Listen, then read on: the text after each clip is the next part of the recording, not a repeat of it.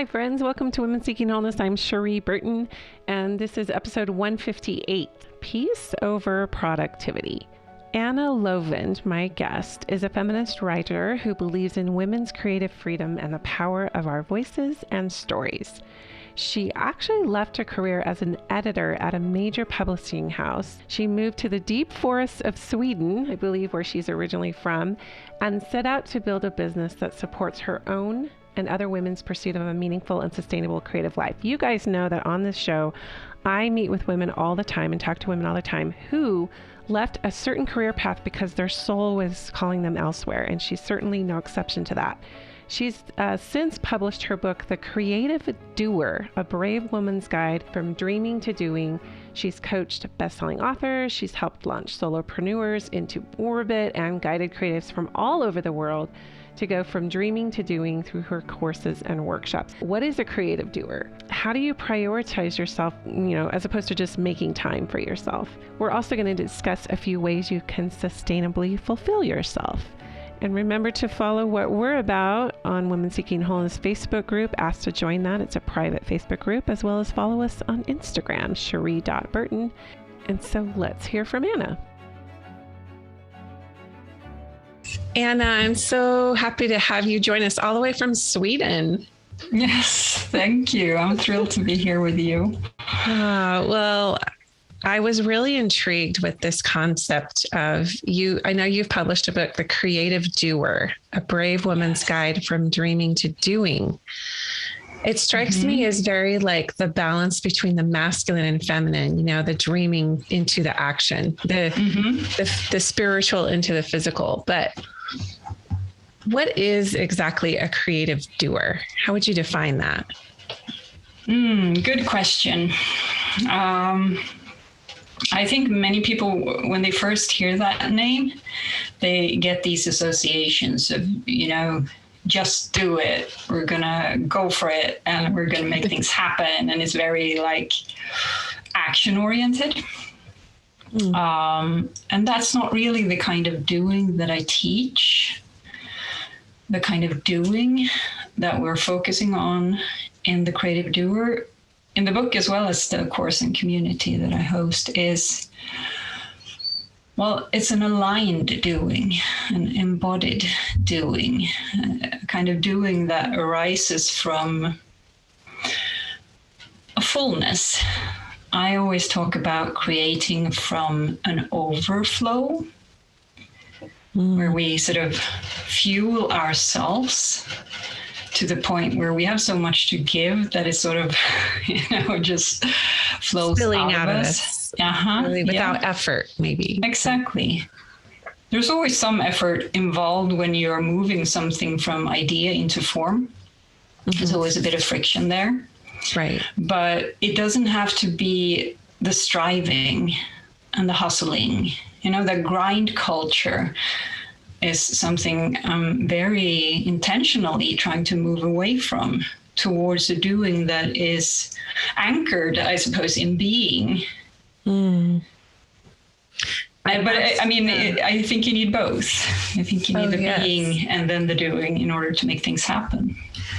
Yeah, you used a word that really struck me because it's very feminine, a place of fullness, which is that embodied. I think of, the earth in its fullness, and, being the embodied feminine, she is creativity. She is creation in fullness.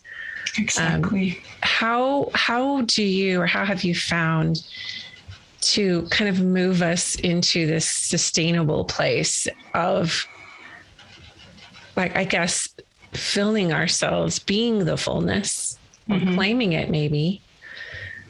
I don't know, I just think of the busy mom who just has so many things to do that are just right in front of her. How does a woman, I guess, and a man too, how do we move into fullness? It also connotates sort of this abundance mentality as well. How does a person move and make that switch of lack and doing, and like you said, the grind culture and the hustle into embodied fullness? Yeah. Well, I'd say it's a process of unlearning, first of all, because we come into this work, most of us do, heavily influenced, programmed by the patriarchal capitalist society that we live in, with the grind culture and the focus on productivity at all costs, where the goal is so much more important than the process, and it's mind over matter, mind over body, and so on. So the first step is always the recognition of that, to see where we come from, what we come, like the baggage that we bring into this work. Because if we approach our creative work from that place, it's going to feel exactly like whatever work you've sort of fled from in order to come to this heart's work, this work that you are longing for. But if you bring all of that into it, it's not going to be any different. So there's that. With my students, I talk about like untangling ourselves from the patriarchal fuckery that we have all grown up with and been sort of ingrained with. And that is a process, and it's something that we need to be mindful of and aware of, and it's not necessarily comfortable. I love that you're a feminist writer, and I can feel that coming out of you and spilling out from your overflow of fullness. I'm very much with you on this patriarchal, the capitalism, the productivity over the peace, the productivity over the process or the journey. We're so attached to the goal or the outcome that we miss this beauty. And I'm actually in the process of writing quite a bit. Most of my time actually is being spent writing my book right now. And I find that I've had to really be conscious of not being attached to necessarily, I guess, the art of how it turns out, quote unquote, but this just enjoying this process, this creative flow that I'm constantly trying to like get into that flow. But in order to do that, I feel like I have to absolutely, shelve all the things that need done. And it still gnaws at me, but I cannot get into flow if I'm ruminating on things left undone. And I think that's very productivity based. Absolutely. We're going to do the to-do list first. And then if there's time left over, we're going to do the creative work then. And like for most of us, we never get there. There's no end to the to-do list. So we need to shift those priorities. That's also part of the work. Okay. I call it our heart's work. That one thing that really is tugging at us, that we're longing for. So true. And if that's going to happen, if that's going to be able to express through us, we're going to have to make it a priority. And I love that you mentioned before, like how the reality of a mother or a caregiver is you have like from morning to evening, a day full of interruptions, full of other people's demand on your time and energy and work. And so that's also something that we need to take into account.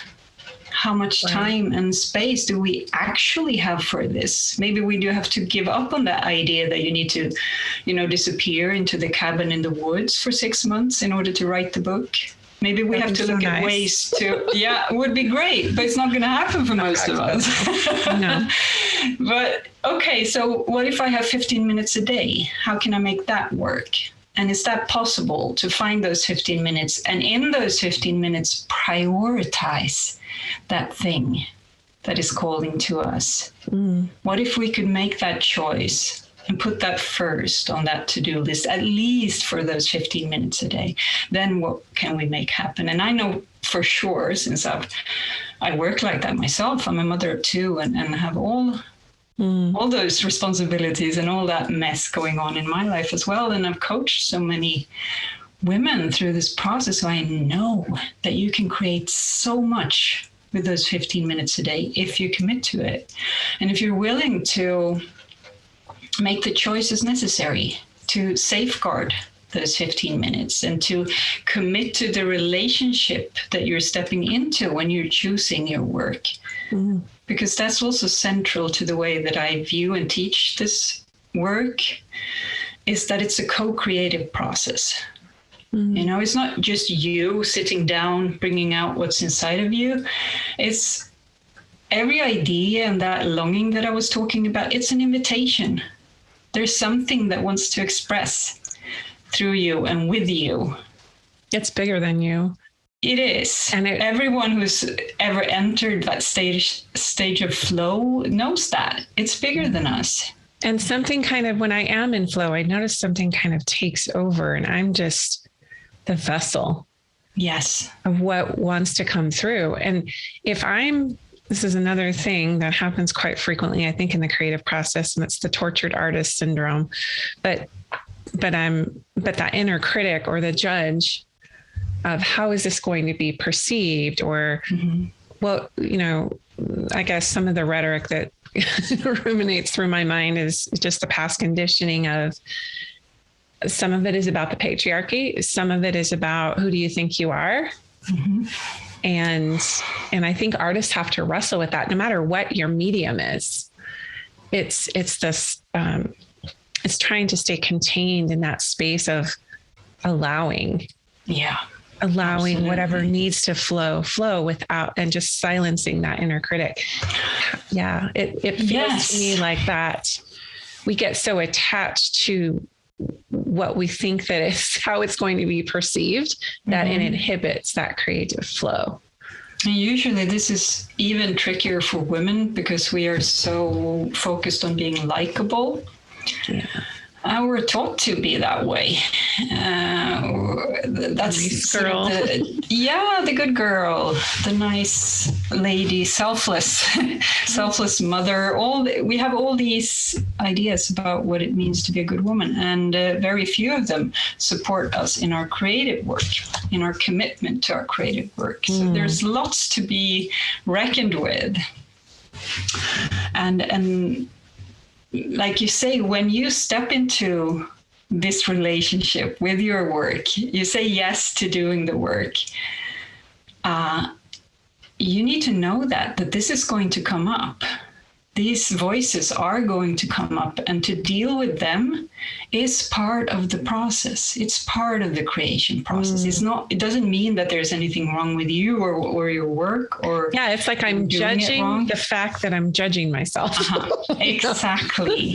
I mean, there's a thought loop there that isn't really helpful. But yeah, we are conditioned that way, aren't we? To just the niceties,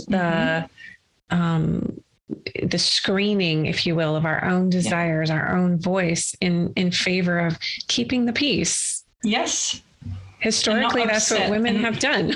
Yeah, exactly. And not be perceived as threatening or quarrelsome, or just even having a voice of our own, insisting that our voice and our story is relevant. Even that is can somehow be disruptive in a world where the male story takes precedence. It still does. That is changing. Yeah. But slowly. And that's like, the male story is still the universal story, whereas a woman's story is sort of niche. Yeah. It's called women's literature even. Best supporting actress. Exactly. So to just claim your own voice and your own story, and to insist that it actually matters. It actually matters that I express this, that I say these things that only I can say. That in itself is sort of an act of, well, in some ways, a revolutionary act. It changes things when you do that. And I'm so inspired by people who historically have, put themselves up to be I guess, shunned or exiled or marginalized because they are so honest, because they do speak their truth. And we just had Martin Luther King Jr. Day. Of course, this will air later, but he is one example of someone who spoke truth to power. I'm writing about Mary Magdalene. She did the same thing. Her archetype is coming through really powerfully right now because those old paradigms are crumbling. We can't, it's no longer tenable for us to capitulate to the patriarchy, to capitulate to the capitalist rule, if you will. And those people I admire the most are those who were disruptors. And I'm trying to, in my own way, to be a kind disruptor in the sense that I know that change cannot be exacted with the energy, the same energy that created it, that created the problem. I want to come to the table with more solutions. And so I find all this anger coming up, which is very justified. And I want to be honest about that. Also knowing that the people who made the most impact and exacted the most change historically have been those who put themselves out there. They got on a stand or a pulpit, so to speak, or they were a voice crying in the wilderness, and they disrupted the establishment. And they were usually killed or somehow martyred, or they were not even honored for decades after, sometimes hundreds of years after they lived. Yeah. And I think that's important to recognize as well. Many of them paid for it. And that may, to some extent, be different now as well, at least where we live. But it's still a fact that women who speak out are more, they suffer more online abuse. They suffer more backlash in workplaces and so on. There are statistics on that. And I'm not saying that as a reason to stop us, but I'm saying that as a recognition to expect it. What we face, and that the fear we feel about those things is actually valid. We can deal with the fear, and we can create enough of a sense of safety so that we can move forward anyway. Mm-hmm. But the fear is there, and it's real, and it's not helpful, I think, to ignore it or to override it. But recognize it and understand that, yes, I feel fear about speaking out, because speaking out can come with risks. Right. Especially if you're a woman, especially if you're a woman of color, and, all those marginalized identities that add on to that level of risk. So I think it's necessary to honor that as well, and honor the courage that it takes to write a book like you're doing. Or actually, courage is my word for 2022. Oh, it's as I'm writing about my story, I recognize too, it takes courage just to live. If I never wrote the book, if I never, talked about the intricacies of why I chose what I chose and what happened to me in my life and whatnot, just the courage for humans to live right now, to be in this space of, I like the word contribution. I like the word collaboration, because this is bigger than us. This change that's here, that's at our feet, this uprising, it's more gentle. Some circles, maybe not so much, but this feminine rising, we're all part of it. It's part of our incarnation. It's the reality. So just living right now is courageous. It's creative doing, just to be in your life. Yeah, exactly. Just to be here right now and to stay connected somehow, to stay embodied, even though it's so scary to be a human right now. That in itself is an act of courage, and to manage to stay constructive. And creative work is always constructive when it comes from that place. So I feel like all of us need to sort of connect with that power and learn how to wield it so that we can amplify these contributions that we all have to make right now, whatever that looks like. I mean, not everyone is here to stand on the barricades. That's not necessary or needed. We come here, making different contributions, but we have a contribution. Yeah. And I'm sort of wanting to call forth all the women. So how do you call forth your heart's work? I feel like mine shifts and changes, but right now my heart's work is to write my story and to write this book, get it out there. And it's like you said, you have this longing for it, I think is how you defined it. There's a longing, it's pulling, it's tugging at you, it won't go away. And this has been the case for me in this project. But how does one say yes to their heart's work? We talk a lot about putting yourself out there and some of the risks involved with that, which I feel like is almost a prerequisite to doing your heart's work. It doesn't matter what it is. It's going to involve some kind of risk. Yes. Even if it's just on a personal level, like taking up more space in your family or something like that. Yeah. And there's always some level of risk. But then again, there's always a risk in not following or heeding that call as well. Right. You lose something over the years. I feel like one of the biggest markers for developing depression is the continual suppression of your heart's work. It's the continual depressing or pressing down of what wants to come out, whether it's something you need to speak out or do, this creative doing process that you're talking about. When we keep suppressing it, I have this whole, I think we have been categorically oppressed. And so we suppress and we are depressed. Yes, that's so true. And this process for me and recognizing this in other women, because I've coached, I've been coaching for a long time. And I've noticed that most of the women I attract are those who want permission.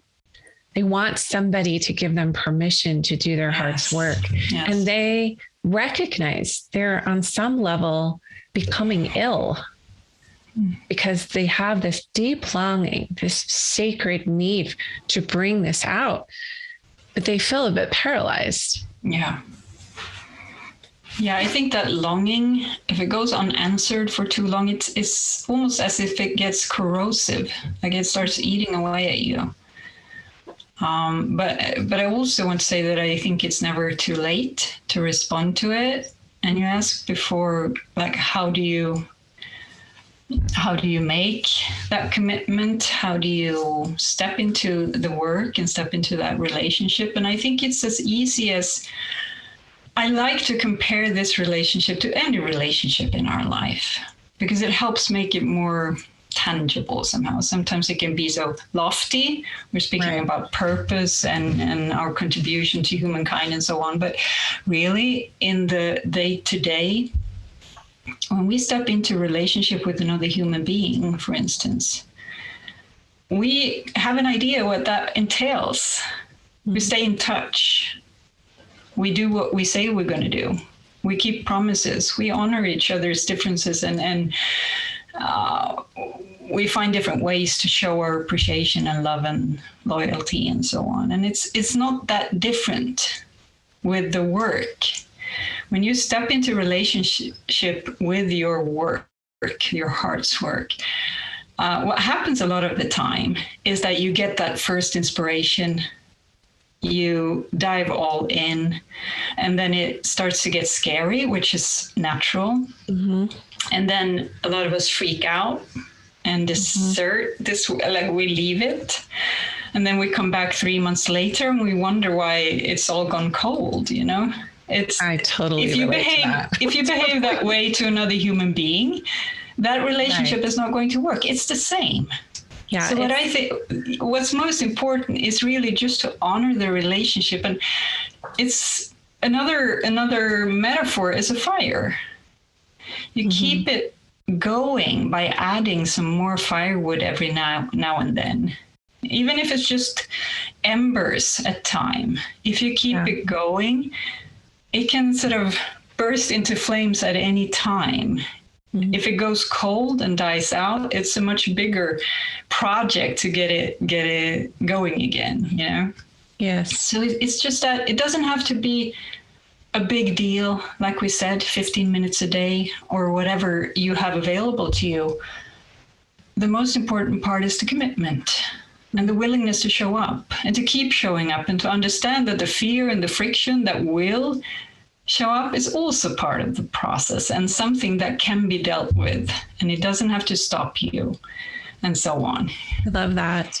There's a quote, I think it's by Jim Rohn. He said, "Doing isn't difficult, deciding is." Yes. And that made me think of that when you said commitment. And to keep deciding, that's the most important part. Yes. The first decision is easy. You have to decide every day, sometimes every moment, to honor that commitment. And I love how you made it a relationship. It comes back to kind of where we started with the relationship between spirit and matter. And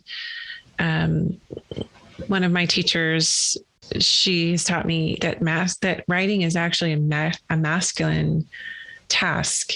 It's fueled by the feminine and this fire you're talking about. But you have to do it. You literally have to put your hands on the keyboard or your notebook and do it.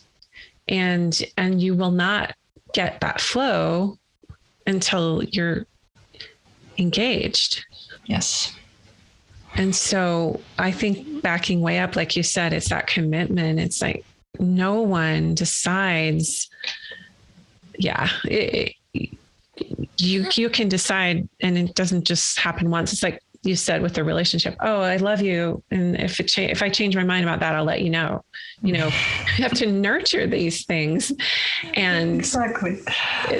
So that fire, I've noticed that when I create space, I can create the container to do this creative work, and I block out my schedule and I do it. And then I'm like trying to make sure everything's in order around me. And then I do it. And sometimes, even though I've decided, even though I've got everything staged, if you will, and I've eked out the time, it still takes a while sometimes for it to reveal itself, to flow. Why do you think that is? When we say yes and we're sitting there, I'm like, okay, I'm going to create now. Mm-hmm. Anytime now is good, universe and higher self and God. It's great for you to pop in anytime and help me out here. Yeah. But I think you can think about that like from different perspectives. And one of the things I see is that we come into the work, or we come into our hour of writing with maybe too much going on. We bring an energy to it that is just disrupting that connection and that flow that we are looking for. That's one thing. And the other thing is, I think also that there is some level of mystery involved here.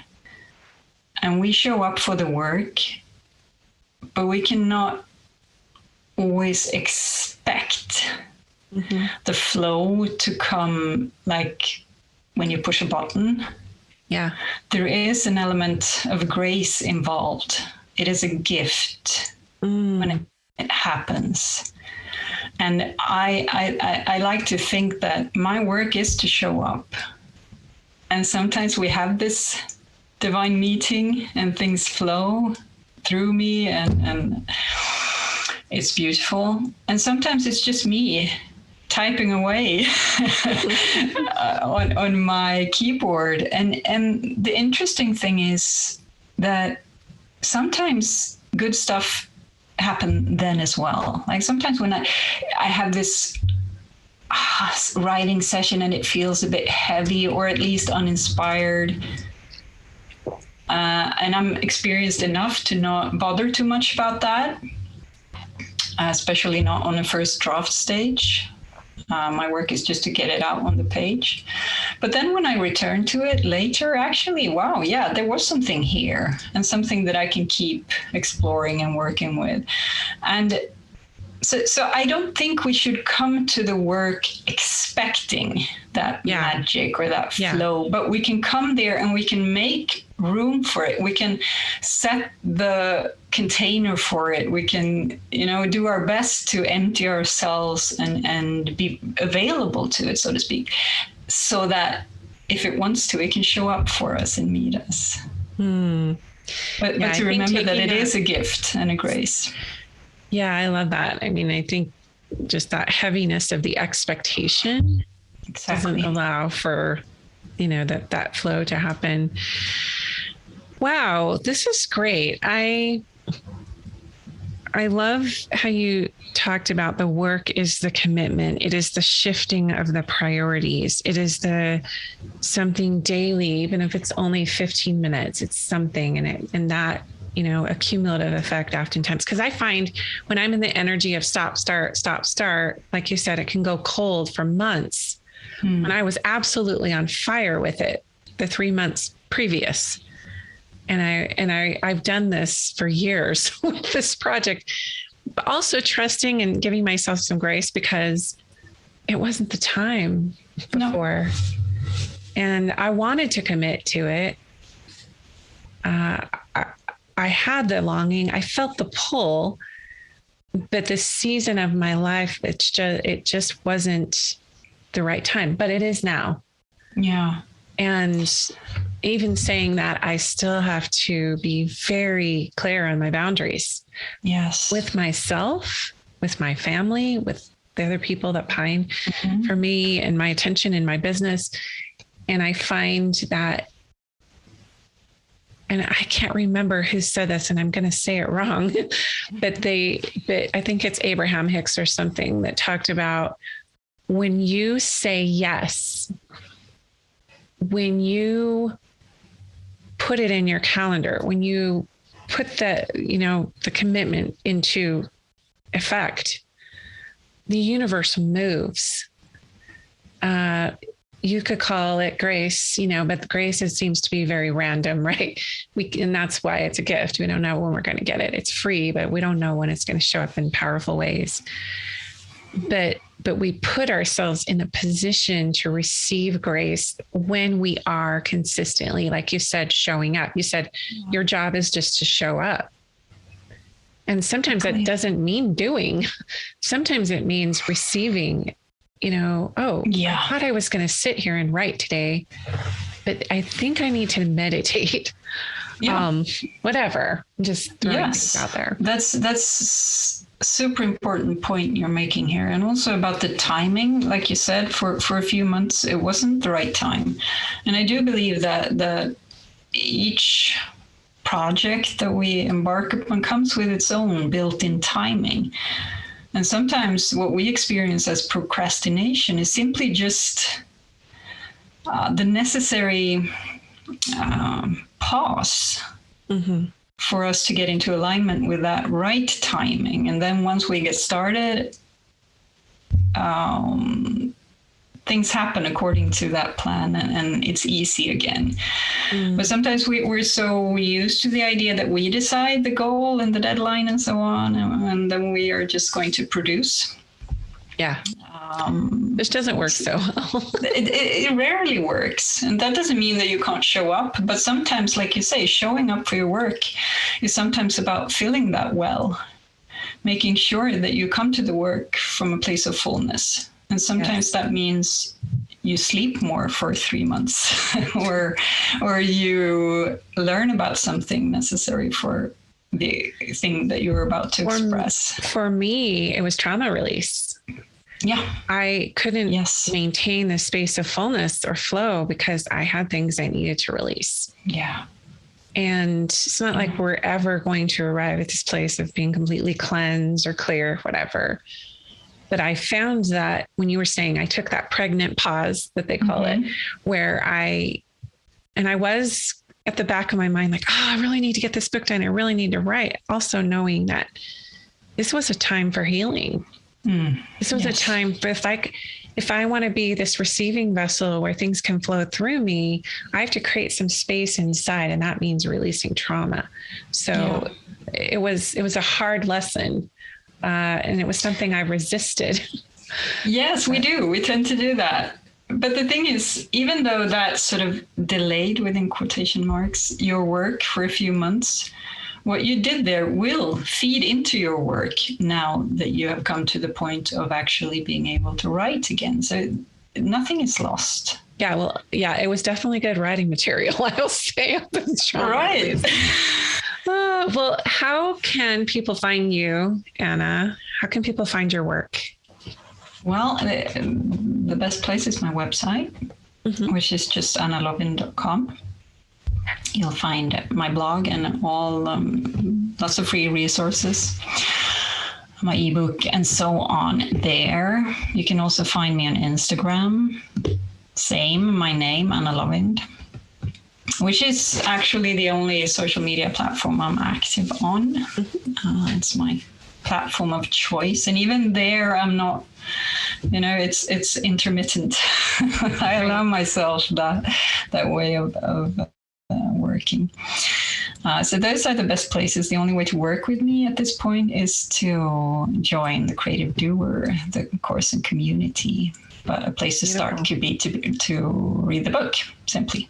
Yes. And I actually am going to go grab it. From dreaming to doing, the Creative Doer, a brave woman's guide from dreaming to doing.